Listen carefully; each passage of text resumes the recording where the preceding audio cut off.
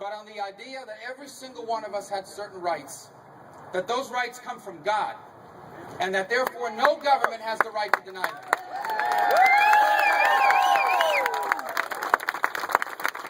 There are many of those rights, but chief among them were life, liberty, and the pursuit of happiness. And what does that mean, the pursuit of happiness? Well, it means a lot of different things.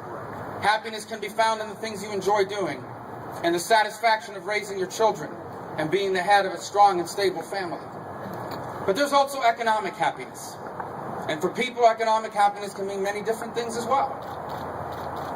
Like this business here today, for many, economic happiness means being able to build a business of your own, with your own hands and your own labor.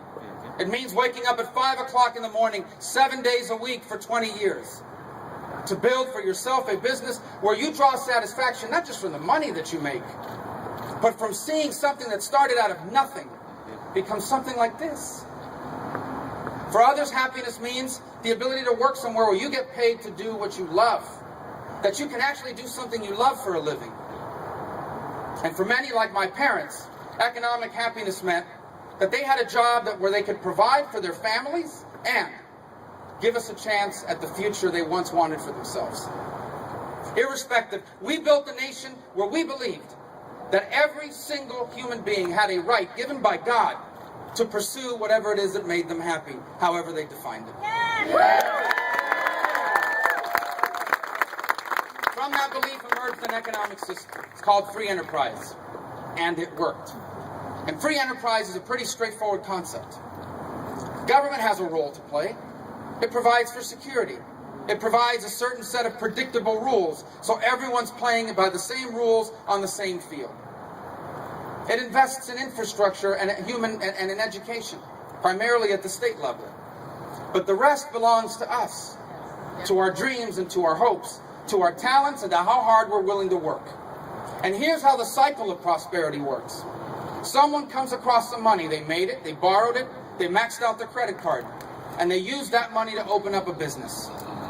And the idea works. And they hire people. And that business grows, it makes money for them, and it makes money for the people that they hired. And they, in turn around and use that money to buy things that make them happy. Like a house, like a vacation, like a car, creating jobs for other people. And so the cycle continues. And it's worked everywhere in the world that it's been tried. It's pretty straightforward. Anywhere in the world where people have relied on free enterprise, they have become prosperous. And anywhere in the world where they have relied on government, they have become poor. Right. Free enterprise.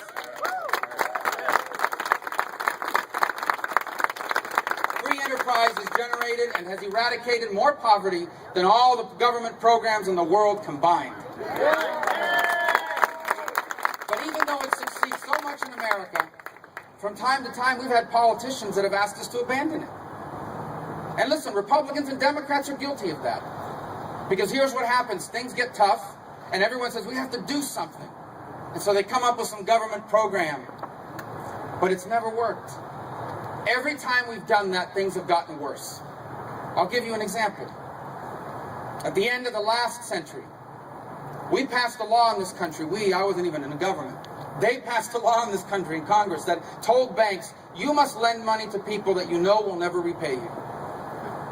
And then the Federal Reserve made it worse by saying, and we're going to make these loans so cheap that there'll be tons of them. You know what happened? It created a housing bubble. And when that housing bubble popped, almost the entire economy came crashing down. It was a problem created by government. You hear all this talk about, well, we're not going to go back to the policies of the past. Higher and less taxes and less regulations. That's what created this problem. That's a joke. Even with those tax cuts, revenue grew dramatically in the United States. The money coming into the federal government, even with those tax cuts, grew historically. But here's the problem. The spending grew even more historically. Instead of taking that money to balance our budgets, Republicans and Democrats took that money to grow our government. And the result was an economic disaster. That was America that Barack Obama inherited in 2008. And then he made it worse. He